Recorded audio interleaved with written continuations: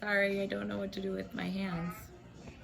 I'm so excited to get all those positive, gosh darn it.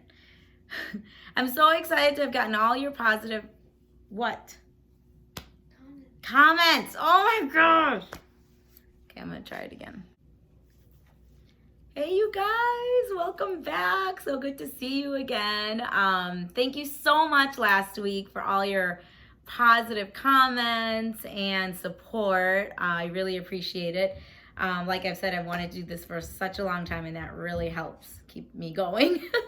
So it was so nice to hear from you, and it's so nice to be able to hang out with you again. So welcome back. Every Wednesday I'll put out a new video, and we'll have a new topic. So this week the topic will be test anxiety.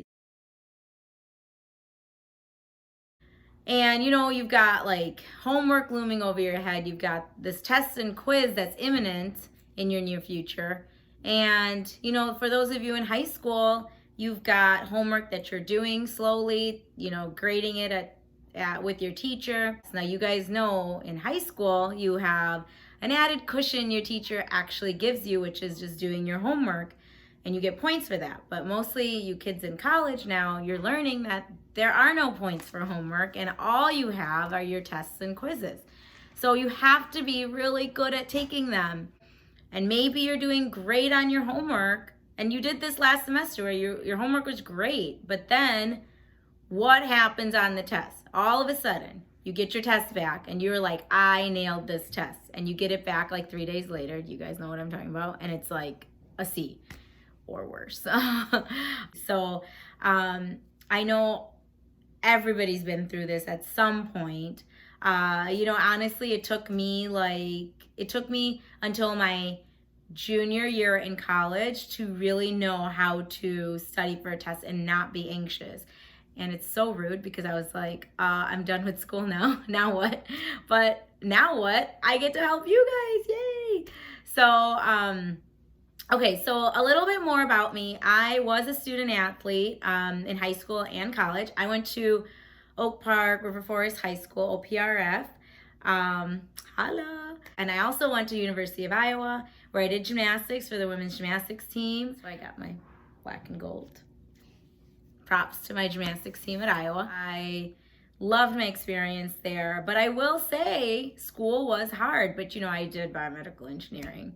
I didn't get that memo that was gonna be that hard, but anyway, once you get into it, it's like, I'm kind of stuck. And I didn't wanna, you know, you don't wanna quit when things are hard, because then you'll never know, did I quit because it's hard, or did I really quit because I didn't want to pursue this anymore? You know, it gets kind of confusing. So, you know, I would recommend never ever quit anything when it's hard. You're not giving up because something got hard, and you don't ever have to live with that regret or, you know, confusion. I think we are not talking about test anxiety, which we should get back to.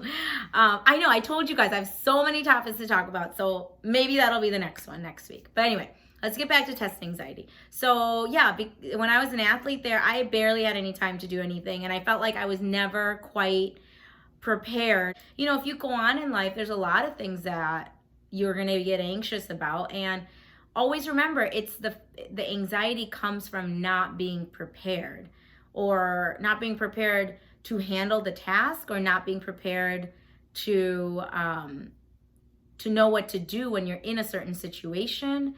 So all this anxiety never helps. It never helps you figure out the problem or figure out the solution to the problem. It just kind of, it halters your growth. And maybe in the past you weren't prepared for your test, so you didn't do so well, right? And then now you've got this stigma on you, like, I'm just not good at taking tests. That's not true, okay? Remember, everybody is so amazing and smart. We all have this amazing, smart human brain. What differentiates the people that get A's versus C's is being prepared. So, and not just being stressed. It makes you feel like you're not good enough, or you're not able, not smart enough, whatever it is that you're telling yourself, stop. It's not true. You just have to prepare. You got to stop getting complicated about things.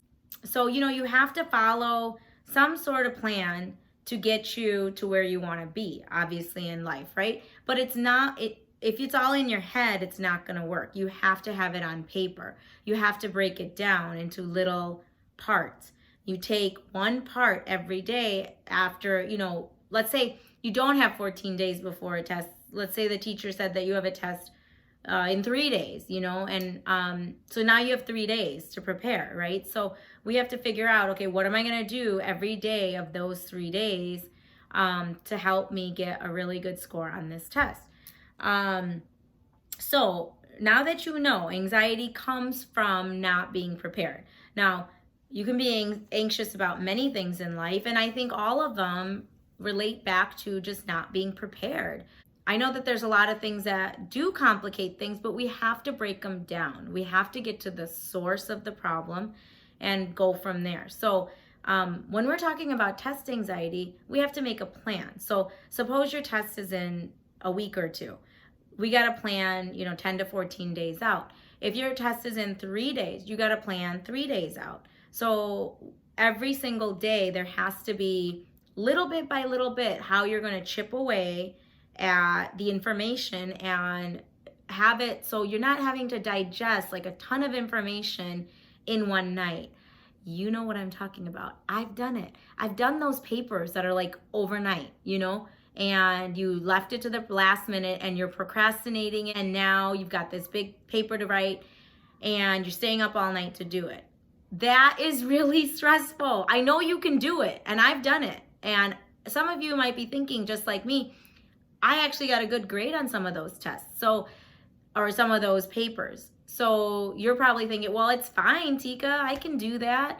Yes, you can. You can do that. That is one way to do things. However, you cannot tell me that that did not stress you out. It's so stressful. You probably stayed up all night. So now for the next 2 days, you're going to be a walking zombie. And what if you've got another test for another class in the next 2 days? Then that's not going to work either. I think another thing about test anxiety is that you're moving too fast. You're trying to retain a whole bunch of information in a short amount of time. And now you're stressing out your brain. You have to try and take care of yourself. Make a plan to do this so you're not stressing yourself out last minute. Maybe you're trying to cram in a bunch of information in a short period of time. Your brain is a computer, so if you're putting too much information in it, it's going to crash. So be nice to yourself, be kind, prepare in advance. You don't want to cram a bunch of information, 2 days before a test. For those of you that have always struggled with test anxiety, it's now a learned behavior. So you are now emotionally linking test taking to being stressed and anxious. You can draw a blank when you're stressed. So how do we defeat that? Well, you got to put yourself in a stressful situation over and over again, so you end up getting over that and you just get better at it. So let's say you've got like 30 vocabulary words you have to memorize. Well, again, don't cram that the day before the test. So you want to maybe take like 2 or 3 or 5 of them at a time, like, maybe, but just leave a bit of cushion 3 days before a test. The 3 days before a test is very important to just review everything that you've already done and review those problems again. I would say find a quiet place every day, that you can take a time out. And of course, take a TikaTime out, but take a time out for yourself where you can kind of get your thoughts together, get your feelings together. Sometimes I will tell you, you're not going to do good in your test or school if you have all these other emotional things talking to you at the same time. So you got to stop. And if you're studying for a test, you got to commit to yourself to say, okay, I am going to turn off this, and this, and I'm going to only study and concentrate on this test. study smart, be planned out and ahead of schedule. That's how you get your good grades, not by doing it last minute. I know all you procrastinators out there. I was one, so I know. I hope you've enjoyed your second session of Tika Timeout. Thank you for being with me, and I can't wait for next week. You can find me on Facebook at Tika Timeout. You can find me on Instagram at Tika Timeout. Life moves fast enough as it is. Take a Tika Timeout and slow yourself down. I love you guys. I'll see you next week, and I'm out.